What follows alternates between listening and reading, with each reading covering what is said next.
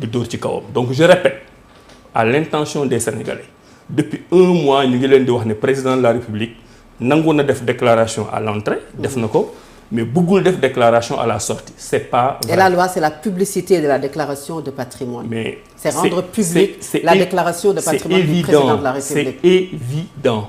Je pense que loolu mooy. Mais manipulation bi mu ngi jóge ci ne président Diomaye daf leen wax ne man bu may génne du ma ko def information boobu laa ne amuñu ko audio amuñu ko oral amuñu ko fuñ ko bind. C'est totalement faux et c'est de la manipulation te loolu dinaa ci ñëwaat parce que ñoom noonu lañ tàmmee c'est-à-dire que dañuy jël li nga xam ne moom lañ bëgg mu nekk. ñu jël ko teg ko ci penc mi di waxal seen bopp di tontu seen bopp erreur bi ñeneen ñi daan def nag ñun duñ ko def mooy ñoom bu ñu génnee wax lu dëgg ñun duñ leen ci topp loolu mooy premier élément bi. Deuxième élément bi déclaration de patrimoine xam nga loi moo ko réglementé. Bien sûr. Mais il y a aussi une pratique. L'actuel président de l'Assemblée nationale 2016 est-ce que publié wu fi woon déclaration de patrimoine am est-ce que yoon daf ko tegoon.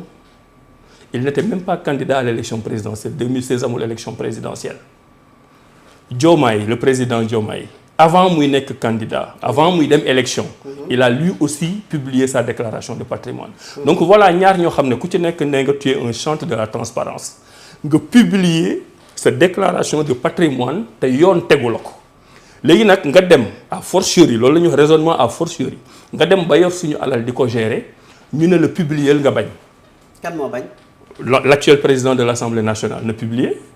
Non, est-ce que dafa bañ du moment où l'amendement non nekkuma ci amendement du garde des Sceaux. J'ai déjà fait l'argumentaire juridique. Bien sûr, je suis dans la pratique politique.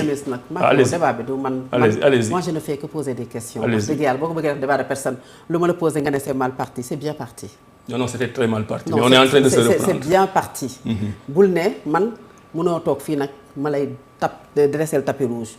Je pose pas des questions. Vous l'avez fait il y a 2 jours pour l'ancien Premier ministre. Ah ben ça c'est votre appréciation. C'est mon appréciation. Mais ce que je veux dire. Non loolu indi ça je vous le conseille. Ne dépassez pas parce que man sama invité nga. Fatou, il faut ñu am méthode. Oui. Les 2 premières questions que vous m'avez posées. D'accord, oui. Da nga dem nga jël l'argumentaire de nos adversaires. Le débat. Moi je viens pas pour me justifier par rapport à l'argumentaire de mes adversaires. D'accord, on va pas duñu yàq débat bi ci voilà duñu ko yàq. Moi je vous pose des questions de méthode.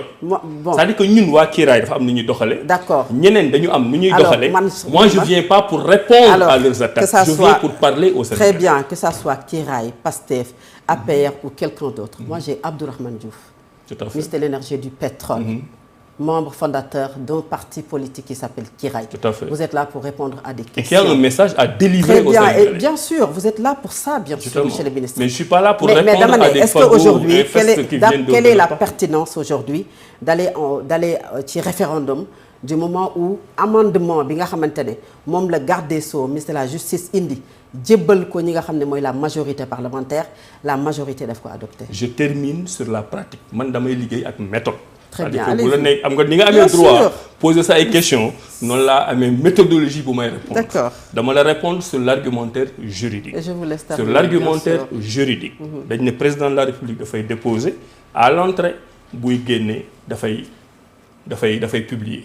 Donc déposer na à l'entrée xam nga loolu amul problème. Oui. dina déposer bu soobee yàlla à la sortie. ma yokk ci à l'intention des Sénégalais qui nous écoutent que contrairement au discours de manipulation bi ngay dégg. Président Diomaye mësul wax ne moom d'accordul que ne dina publier. parce que intoxication boobu lañ ñu jaay. léegi ma génn ci raisonnement juridique bi ma ñëw sur la pratique politique man ne la ñaari kilifa politique lañ yoo xam ni sans pour autant que loi teg leen ko ku ci nekk volontairement parce que da nga jàpp ne tu es un champion de la transparence publier nga sa patrimoine. L'actuel président de l'Assemblée nationale publié na patrimoine am en 2016 ou 2017 pendant que nekkul woon candidat à l'élection présidentielle le président Diomaye publié na patrimoine am pendant qu'il n'était pas encore élu donc ñoom ñaar ñeneen nañ dañu transparent léegi ci biir publication boobu je suis dans la pratique politique pourquoi l'actuel président de l'Assemblée nationale bu dee daf ne dafay transparent ay textes tënku ko pourquoi du publier patrimoine am ñu xam lu mu am man foofu laa toll c'est ça le raisonnement. Oui. Président Diomaye tey ñëpp xam nañ lu mu am ñëpp xam nañ fu mu dëkk ñëpp xam nañ ay borom l'actuel président de l'Assemblée nationale. À part la déclaration qu'il a faite qui ne nous engage pas mais ne publier son patrimoine ñu xam lan lay laax.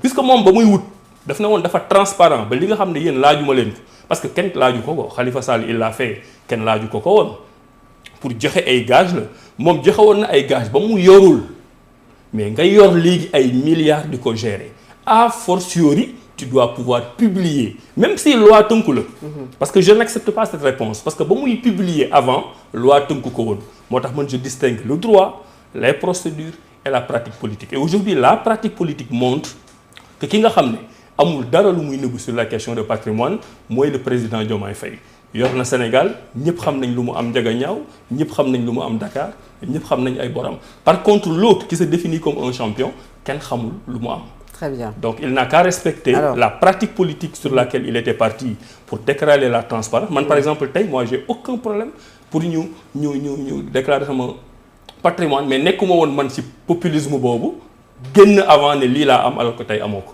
Il y a une question par exemple de morale importante qui se pose sur cette question. ñëpp xam nañ ne moom am na kër cité kër góor gi xam nga ñëpp xam nañ ko yow xam nga ko man xam naa ko àdduna yëpp xam nañ ko. yow léegi nga nekk en conflit avec un autre Sénégalais sosal ko mu gagné la Sénégalais bi waxul moom moo gagné de justice penc bi ñoo wax ne gagné nañ la da nga war a fay 200 millions dans cet intervalle nga jël kër googu nga ne may nga ko sa doom. alors ñu revenir non dama ciy terminer de foofu noonu laay terminer c'est-à-dire que c'est important que sénégalais yi xam ne kooku ñuy wax nee na moom dafa jub dafa dem ci askan bi kenn sosalu ko c'est-à-dire que la justice de son pays bi nga xam ne moom diriger la justice à un moment donné en tant que premier ministre justice boobu moo ko condamné justice boobu moo ne ko da ngay jël sa alal nga fay 200 millions pour bañ a fay 200 millions boobu mu jël këram ne may na ko doomam loolu dafa am nu mu tudd loolu l'islam nangu ko diine nangu ko moral nangu ko loolu tam dafa am nu mu tudd pour quelqu'un qui se dit que moom c'est le centre de la transparence loolu moom boppam la wala. non justice loolu justice daf ci war a wax mu ngi mel ni yow tey man wax ci lan. juste ci le fait que mu jël kër gi joxe ko te dafa war a fay mu ngi mel ni yow tey man ma ameel la bor 10 millions. oui. lundi nga war a ñëw pour fay si bor bi dimanche ma jël bor bi jël xaalis bi 10 millions yi ne may naa ko sama jabar. léegi boo ñëwee mën la aw ma dara. kañ la ci justice war a wax. loolu la procédure en tout cas ki nga xam ne moom la concerné bu ko toppee justice war na ci wax. la procédure en cours. waaw mais dama ne la peut-être ñu dem ba ci cappaandaw nga xool ba xam ne dafa justice exactement mais loolu en dehors de du droit. très bien moral mayew ko. d'accord je reprends mon exemple. pour que Sénégalais retenir ko. yow amel naa le 10 millions Fatou Abdou. oui ñëpp xam nañ ne amel naa le 10 millions. lundi nga war a ñëw jël si 10 millions yi. dimanche ma jël 10 millions yi ne may naa ko sama jabar yow boo ñëwee ma signe la ne la aw ma dara. très bien loolu dafa am nu mu tudd. vous évoquez la morale politique. tout à fait alors pour avancer et je reviens sur la question moom mooy ci déclaration de patrimoine bi ñu nekkoon. dans la déclaration de patrimoine bi ñu ko yóbbulee majorité parlementaire amendement bi nga xamante ne garde des Sceaux def na ko dama ne majorité parlementaire adopté nañu ko. tout à fait quelle est la pertinence aujourd'hui ñu yóbbu ko référendum. la première question qu'il faut